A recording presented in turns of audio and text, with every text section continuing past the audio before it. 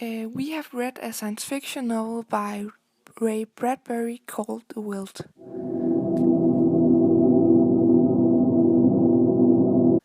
The Hadley family lives in a house which does everything for them. The house is called Happy Life Home, and it has a nursery which have walls that show everything you're imagining in a three-dimensional view. The Hadley family have an automatic shower and many other machines which help them in their everyday life. George and Lydia are the parents in the home, and they have two children, Peter and Wendy.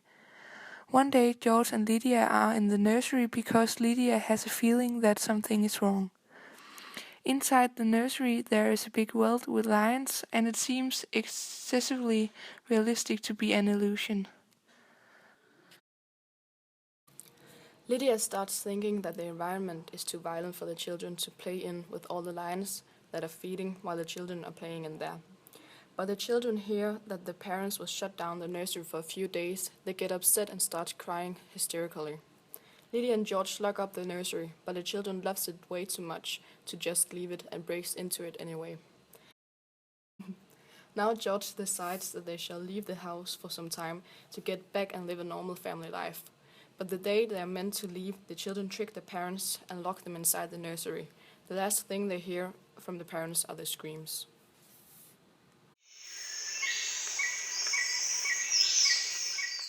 And then we have a literary analysis with focus on the setting. The story takes place in the future, which is also a common element in the genre of science fiction. The whole story happens in the house and the nursery. Since the environment is able to change in the nursery, but most of the time it's the same illusion, it seems to be a little violent for the children to play in, just as Lydia and George's concerns are in the text. The house environment itself is of course very technological, because of all the machines in the house. This leads to the thought that it must have been expensive to buy, so the family must be wealthy. Now we have a characterization of the main characters.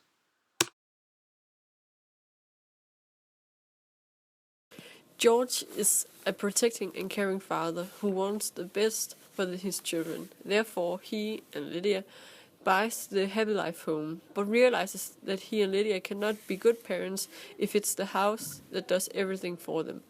He makes quick and rational decisions, as an example as when he decides that they have to leave the house completely. Lydia.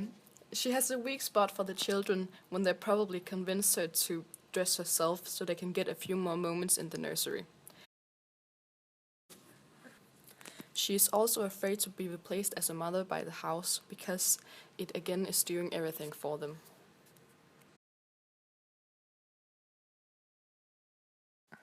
The children.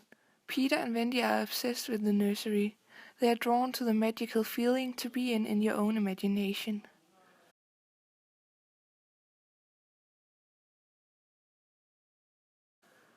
The first message in the text is that the technology can take over our lives, even if it's just trying to help us in our everyday life.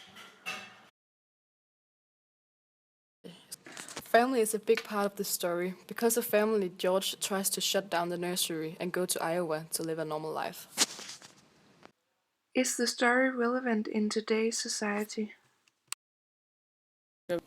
Even today, the story is relevant. Never before has there been so much technology in the world, and there's always new devices on the way. Most parents in our time still means that those devices are time wasters. They say that young people and children spend way too much time on web pages, cell phones, tablets, and all those other things that are made to rip money and time away. What parents do not understand is that this is the way young people communicate and connect with one another. It's not just wasting time and play. Take as an example web pages. They can be very helpful with quick information about almost everything. So there's both good and bad sides about the amount of expanded technology.